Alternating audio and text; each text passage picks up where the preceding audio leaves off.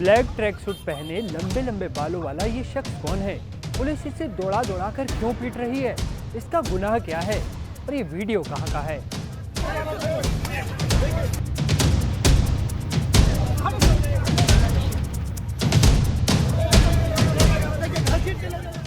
ये वीडियो देखने के बाद आपके भी दिमाग में कई सारे सवाल कुछ ही सेकंड में दौड़ गए होंगे।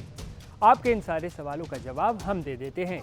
दरअसल ये वीडियो झारखंड की राजधानी रांची का है और जिन्हें दौड़ा दौड़ा कर पीटा जा रहा है वो और कोई नहीं बल्कि रांची से सांसद प्रत्याशी रहे देवेंद्र महतो हैं, जो युवाओं और छात्रों के बीच काफी पॉपुलर चेहरा हैं और झारखंड के टाइगर जयराम महतो के बेहद करीबी माने जाते हैं।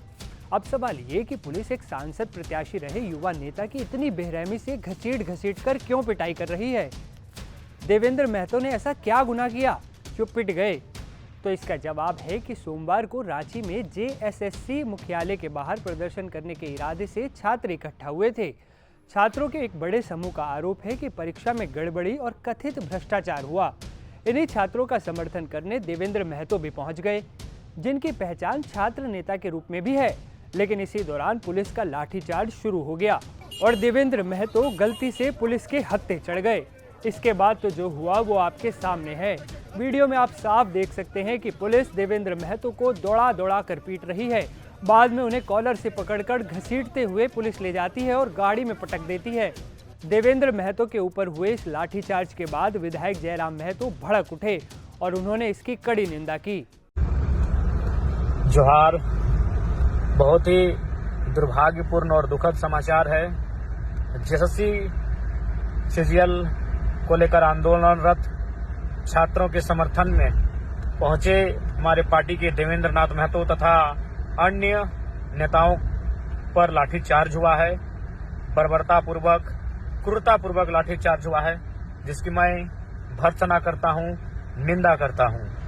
और इस विषय को लेकर हालांकि अभी टेलीफोन में हमारी रांची एसएसपी, ग्रामीण एसपी, सिटी एसपी, रांची के तीनों एसपी महोदय से टेलीफोन में हमारी बातचीत हुई है। मैंने उनसे यही कहा कि महोदय, यदि आपको लगता है कि देवेंद्र नाथ महतो तथा अन्य नेताओं के इस आंदोलन में उपस्थित होने से किसी प्रकार की आउट ऑफ कंट्रोल की स्थिति उत्पन्न हो सकती है तो आप उन्हें नजरबंद कर सकते थे, हाउस अरेस्ट कर सकते थे, अन्य माध्यम से डिटेन कर सकते थे। लेकिन इस प्रकार से लाठीचार्ज किया जाना कहीं न कहीं पुलिस प्रशासन की बर्बरतापूर्ण मनोदशा को दर्शाता है। जी हाँ, इस लाठीचार्ज को देखकर कतई नहीं लगा कि पुलिस की टीम वहां ड्यूटी कर रही थी, अपने कर्तव्यों का निर्वहन कर रही थी। ऐसा प्रतीत हो रहा है मानो उनके अंदर एक राग हो, उनके अंदर एक गुस्सा हो, उनके अंदर एक द्वेष हो, उनके अंदर एक नफरत हो, उनके अंदर एक घृणा हो।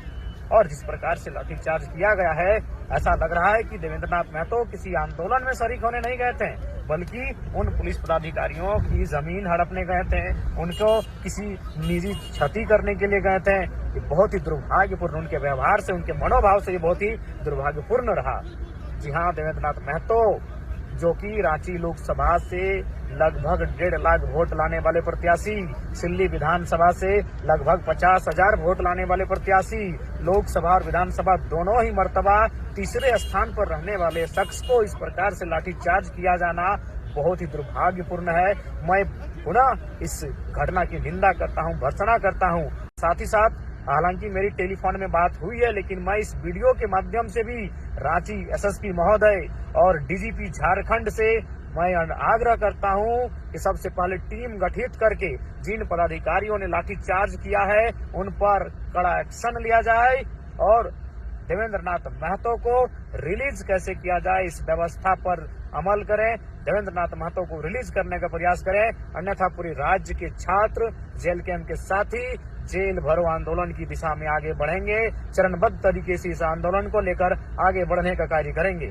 इसलिए मैं डीजीपी महोदय, एसएसपी महोदय, हालांकि उनसे टेलीफोनिक बात हुई है, लेकिन उसके बाद भी इस वीडियो के माध्यम से अपील करना चाहूंगा कि देवेंद्र नाथ महतो का बेहतर इलाज की सुविधा भी मुहैया कराई जाए, उन्हें रिलीज किया जाए और साथ ही साथ जो दोषी पदाधिकारी हैं जिन्होंने बर्बरतापूर्वक लाठीचार्ज किया है उन पर कार्रवाई करने का कष्ट किया जाए।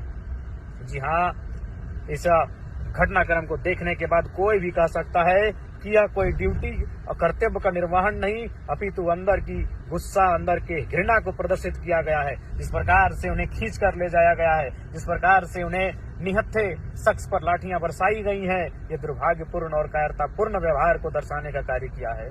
मैं पुनः इसकी डीजीपी महोदय से जांच की मांग करता हूं, इसकी उचित जांच की जाए। जोहार।